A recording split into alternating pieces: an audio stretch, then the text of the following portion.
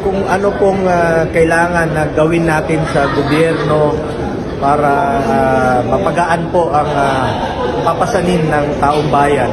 Alam nyo, bawat piso na pagtaas po ng presyo ng langis, apektado lahat yan. Domino effect po yan. Tataas yung presyo ng bilihin. Alam nyo po, bawat piso ay napakalaga sa mga kababayan nating mahihirap. Kaya kami sa Senado, handa po akong sumuporta kung ano pong dapat namin gawin dito sa Senado, na kung kailangang i-suspend muna yung yung itong excise tax, no?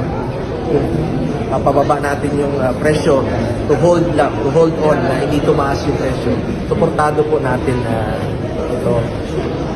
Alam ko mahirapan ang mga kababayan natin habang patuloy yung tension sa Middle East. Ako po'y nagdadasal sa Panginoong Diyos, kay Allah.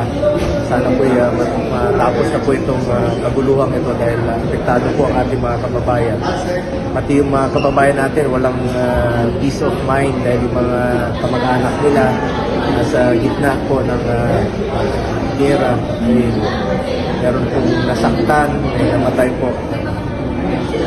Dasal po, no? Ikiramay po ako sa pamilya ng nasawi dahil sa gera nito. Saan po'y matapos na po ito.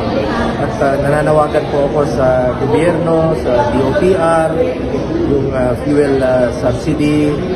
Ibigay niyo po sa mga mahirap nating kababayan. Yun muna ang dapat pagtuunan ng pansin at importansya. Sa DSWD, mga nahirapan po ngayon ang Estado. Yun po unahin ninyo. Yun naman po ang mandato ng mga nasa gobyerno.